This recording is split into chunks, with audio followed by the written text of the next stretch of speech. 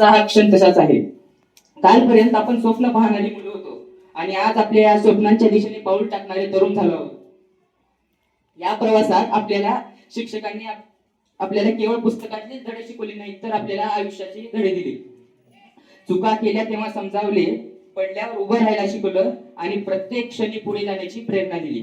त्याबद्दल मी सर्व शिक्षकांचं आभार मानतो. मी अक्षरशः सांगतो, मी पहिली ते 10वी पर्यंतचा माझा प्रवास ह्या शाळेत घडलेला आहे. आपल्याला माहित असेल, पहिली आपली शाळा तिथं होती, विद्यानिकेतन, बहुतेक विद्यार्थी त्यातले आहे तिथं. म्हणजे पहिली ते 10वी पर्यंतच्या प्रवासात मला अनेक प्रसंग आले आणि प्रत्येक प्रसंग मला एक मुख्य म्हणजे काहीतरी नवीन शिकून गेलं. खरं म्हणजे मला शिक्षण म्हणजे काय या प्रवासात मला कळालं. आता मला खरं सांगतो, पाचवी 6वी 7वी 8वी 9वी 10वी माझा अभ्यास म्हणजे काय राहायचं तुम्हाला खरं सांगतो. अभ्यास आता एक धडा झाला, समजा एक ग्रॅव्हिटेशन एक धडा आहे 10वीला. ग्रॅव्हिटेशन धडा झालं, आज शिकवले सर, का शिकवले मला कळायचं नाही, काही असं शिकवले. आणि घरी गेलो आणि तेवढंच ही करायचं, धड्यामागच्या गोष्टी ओरटायचं, रातभर भोकायचं देणं ना घेणं, आणि उद्या फेरफूट घ्यायचं. आता 9वी पर्यंत काय झालं, कोणताही सिलेबस 2 भागामध्ये डिवाइड होते, फर्स्ट टर्म आणि सेकंड टर्म. सर्वांना माहिती आहे फर्स्ट टर्म आणि सेकंड टर्म. फर्स्ट टर्म मध्ये एक 4-5 चॅप्टर येतात आणि सेकंड टर्म मध्ये एक 4-5 चॅप्टर. अब भोकून किती भोकणार, 4-5 चॅप्टर भोकू शकतो आपण, बाकीचं किती भोकू शकणार. पण 10वी झाल्यावर काय कळालं, एका दिवशी मानेसर असे शाळा सुरू झाली होती, मानेसर वर्गावर आली. असंच जून मध्ये पहिल्या दिवशी आले वर्गात. असं चलत नाही म्हणजे, आणि एक काहीतरी हे सांगितले मला, एक उदाहरण बी दिले. आपल्या गेल्या बॅच मध्ये एक 10वीची मुलगी श्रेया औरतकर, त्याचं उदाहरण सांगलं की बाबा, त्यांना सांगितले की आता तुला सायन्सचं पुस्तक आहे, त्याच्यात तुला काही कळायला गेले तर मराठीचं पुस्तक आहे, ती वाच, तुला कळेल म्हणजे. असं काही असं मार्गदर्शन देऊ लागते. मी काय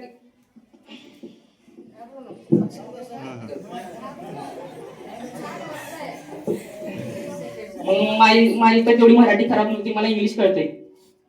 मी काय इंग्लिशचं धडे वाचलो, चांगलं केलं. म्हणजे मी मुख्य म्हणजे काय केलं, कॉन्सेप्ट अंडरस्टँडिंग वर ध्यान दिलं.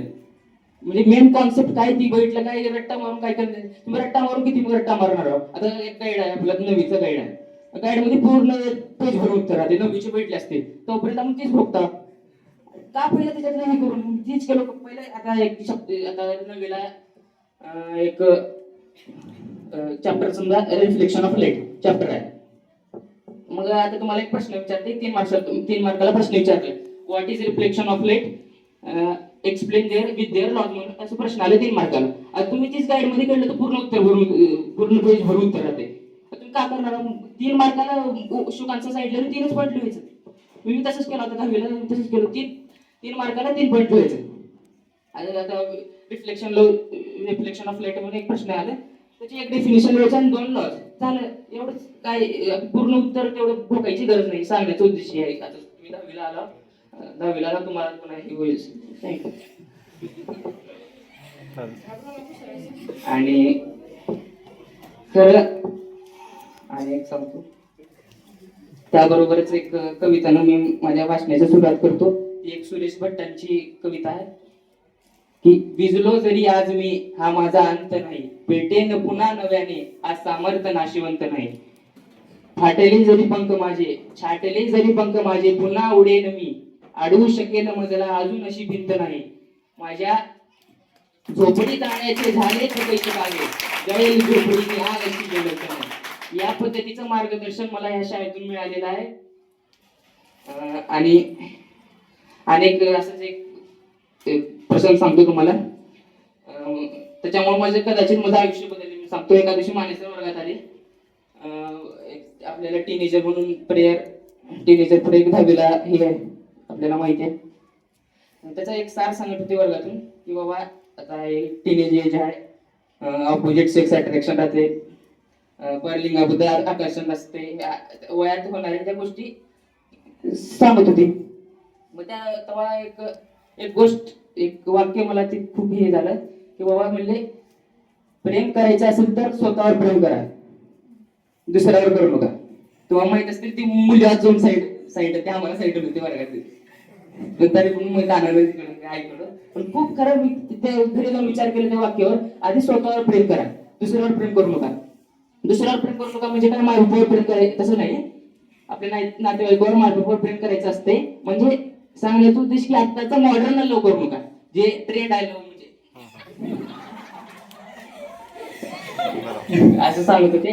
आणि स्वतःवर प्रेम करा म्हणजे काय, स्वतःवर प्रेम करा म्हणजे त्यावेळी सांगत होते की चांगलं आहार, एक चांगली झोप, वेळेवर अभ्यास केला पाहिजे. आणि मुख्य म्हणजे मी लहानपणापासून एक गोष्ट मॅडमच्या तोंडातून ऐकून आढळले, मेडिटेशन.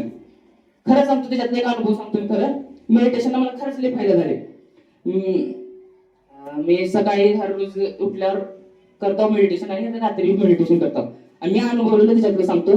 तर तुम्ही आता मोबाईल पाहता, रील्स बघता सगळे, इंस्टाग्रामवर रील्स किंवा शॉर्ट बघता. आता तुम्ही बघितलो रील्स स्क्रोल करत करत करत करत एक अर्धा तासात समजा एक 60 तुम्ही बघितलं तर, आणि एक इंस्टाग्रामला एक सिस्टीम असते, जे लाईक केलं की तसल्याची व्हिडिओ येतात. ती आणि बघू वाटते आणि बघू वाटते आणि बघू वाटते. आणि असं बघत गेलो थकलो, ठेवलं मोबाईल बाजूला. तुम्ही काय थकत नाही माहितीये, पण तुमच्या पप्पाने मोबाईल मागितले समजा, दिलो मोबाईल. तुम्ही मोबाईल दिलो आणि अभ्यास कर म्हणजे अभ्यासाला बसलो. तुम्ही अभ्यासाला 100% सांगतो अभ्यास तुमचा होत नाही रील्स बघितला. कारण ती आता एक 100 व्हिडिओ राहते, एक व्हिडिओ किती 20 सेकंदाचा असते, 20 ते 25 सेकंदाचा एक व्हिडिओ, लेट झालं तर 1 मिनिटाचा व्हिडिओ राहते, रील राहते एक. आणि ती रील मध्ये आपण अर्धा तासात किमान 60 व्हिडिओ तर बघतो आपण, एक 50 ते 60 एक अर्धा तासात बघत बसलो तुम्ही. पण त्या विचार त्या प्रत्येक रील मध्ये एक नवीन नवीन काही राहते. हा बाबा तिनं भारी, तिनं असं असं असं काहीतरी आपण नवीन नवीन विचार येते.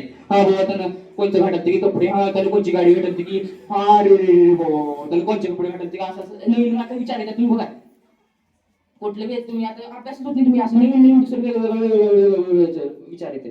आणि तसंच तुम्ही मेडिटेशन केलं, मी स्वतः अनुभवलं म्हणून सांगतो. मेडिटेशन केलं मन शांत होते बघा. आणि पहिलं सांगतो, मन शांत होते आणि फोकस त्या अभ्यासावर तुम्ही करा. अभ्यासावर जरा लक्ष केंद्रित होते. आणि विद्यार्थ्याला काय पाहिजे, अभ्यासावर फोकस पाहिजे. म्हणून मेडिटेशन आपल्यासाठी गरजेचं आहे. आणि मेडिटेशनचे बक्कळ फायदे असतील मला माहित नाही, पण मी अनुभवलेलं मी सांगलो. आणि आणि तुम्हाला एक असंच एक प्रश्न आणि सांगतो. तुम्हाला माहित असतील IPS विश्वास नांगरे पाटील, जे की लातूरचे 2005 साला SP होते. आता सध्या ते मुंबईला हेड ऑफ पोलीस आहेत. अँटी करप्शन ब्युरो म्हणजे एक शाखा असते पोलिसांची, त्याच्यात हेड आहेत पोलिसांचे. त्याने काल का परवा दिवशीच मी त्यांचा व्हिडिओ पाहत होतो, काल युट्यूबवर त्यांचा व्हिडिओ पाहत होतो. तर त्याने आता UPSC qualify, UPSC crack, UPSC 3 याच्यामध्ये घेतली जाते, प्रिलिम्स, मेन्स आणि इंटरव्ह्यू. प्रिलिम्स म्हणजे काय, सगळे MCQ, सगळे MCQ. आणि मेन्स म्हणजे काय, 60 मार्काचे 5 निबंध लिहावे लागते, म्हणजे लेखी परीक्षा असते मेन्स मध्ये. आणि इंटरव्ह्यू म्हणजे मुलाखतीत, म्हणजे आपलं आता भारतातले सगळ्यात तज्ञ व्यक्ती तुमच्या समोर बसतात इंटरव्ह्यू म्हणजे. आणि तुम्ही एकटं कम्युनिकेशन दोघांमधलं, म्हणजे स्वतःला रिप्रेझेंट करायचं राहते, स्वतःचं प्रेझेंटेशन त्याच्यासमोर दाखवायचं, म्हणजे ते इंटरव्ह्यू. एवढं म्हणजे काय सांगलं, म्हणजे माझा भाऊ स्वतः मावस भाऊ UPSC चे प्रिलिम्स क्रॅक केलेला आहे. माने सरला माहिती आहे, मावस शेखर माहिती आहे त्यांना. त्यांना मला असं नवीन नवीन कधी सांगतोय. आणि काल त्याचा व्हिडिओ बघतो तो विश्वास पाटील सरचा, की त्याने म्हणले इंटरव्ह्यूला गेलो, म्हणजे त्यांची आधीपासून बोलायची शैली होती, असं भाषण करण्याची शैली होती. त्याने काय ती त्यांचं चांगलं होतं. मग गेले म्हणले, एक लास्टला एक प्रश्न विचारले,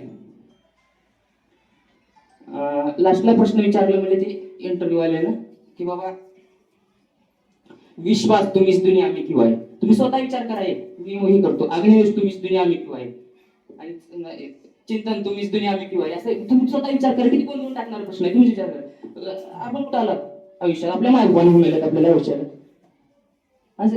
मग त्यांनी चांगले लय चांगलं उत्तर दिले ते मला, आणि हे खूप आवडले. आणि मी त्याच्यासाठीच आयुष्यात आलोय. तर ते उत्तर असं होतं, ड्रीम द इम्पॉसिबल ड्रीम, जे अशक्य आहे ते मला स्वप्न पाहायला शिकायचे. टू फाईट द अनबिटेबल फो, ज्याचा कोणी मला पराभव करू शकत नाही, त्याला जाऊन मला हरवायचे. Run away where brave not to go, ज्या ठिकाणी मी जायचं धाडस करत नाही त्या ठिकाणी मला जाऊन धावायचे आहे. To try when your arms tired and I had to climb it, माझा हात पाय सर्व थकलंय आणि मला ते समोर एव्हरेस्ट दिसतंय, ते गाठण्यासाठी मला एक एक एक एक पाऊल पुढे टाकायचे. हे खूप चांगलं उत्तर होतं आणि माझा भाऊ सांगत होतो मला. आणि इंटरव्ह्यू 250 मार्काचे पेपर राहते, 250 मार्काचे. आतापर्यंत UPSCच्या इतिहासात 200च्या वर एकही गेले नाही, 200च्या वर एकही गेले, आणि त्या विश्वास नांगरे पाटलाला 190 मार्क होते. म्हणजे ही खूप मोठी गोष्ट आहे. असं सांगत होतो, मला बी खूप आवडलं म्हणून इथं मांडलो मी. आणि एवढी विचार करण्याची कला, विचार करण्याची शक्ती मला कशामुळे आली, त्यांच्या मार्गदर्शनामुळे आणि मॅडमच्या मार्गदर्शनामुळे. त्याच्याबद्दल मी अनेक त्यांचे धन्यवाद म्हणतो. आणि एक जात जात एक आणि एक कविता आहे, 7वीची कविता आहे. म्हणजे मला, मी लहानपणापासून 7वीपासून मला ती खूप आवडते, ती सादर करणार इच्छितो. की कविता अशी होती. पाय असावे जमिनीवरती आकाश कविता घेताना, तुम्ही सगळ्यांना माहित असं सांगितली होती. पाय असावे जमिनीवरती आकाश कविता घेताना, आसू असावे ओठावरती काळीच काढून नेताना. संकटासही संकावून सांगावे हे आता बेहत्तर, नजर रोखुनी नजरेमध्ये आयुष्याला द्यावे उत्तर. करून जावे अशी काही, करून जावे असेही काही, दुनियेतून या जाताना घडीवर याव्या जगाचा सारा शेवटचा निरोप घेताना. स्वर कठोर त्या काळाचा एक क्षणभर व्हावा कातर कातर, नजर रोखुनी नजरेमध्ये आयुष्याला द्यावे उत्तर. ही कविता आम्हाला का बरं आठवली सांगतो. आपण आता माने सरला एक सवय, वर्गात आल्यावर कधी कविता पाठ करून गेला का आले ती घडाचे की लेखक कवी पाठ करून घ्यायचे. आणि आठवली मला, हा बाबा तेव्हा पाठ करतो. म्हणजे लक्षात थोडं आलं, रिव्हिजन मारलं, पाठ आहे कविता मला, त्याच्यामुळे इथे हे करू शकलो.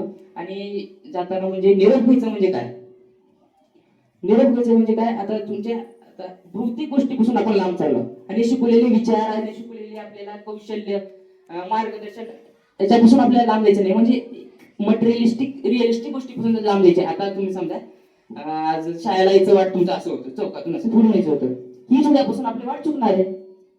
कोण कुठं जाणार आहे, कोण कुठं जाणार आहे. म्हणजे आपल्याला एक भौतिक गोष्टीपासून लांब जायचं. आपल्या शाळा आहे, शाळेचं अंगण, शाळेचं वर्ग, बसायचे बँक बाग, त्याच्यावर आपल्याला लांब द्यायचं. पण हे शिकवलेले आपल्याला मार्गदर्शन हे आपल्या आयुष्यात नेहमी राहिले, त्याला आपल्याला निरोप द्यायचे नाही आणि देता येत नाही नंतर जेव्हा. तर एवढं बोलून मी माझे 2 शब्द संपवतो. जय हिंद.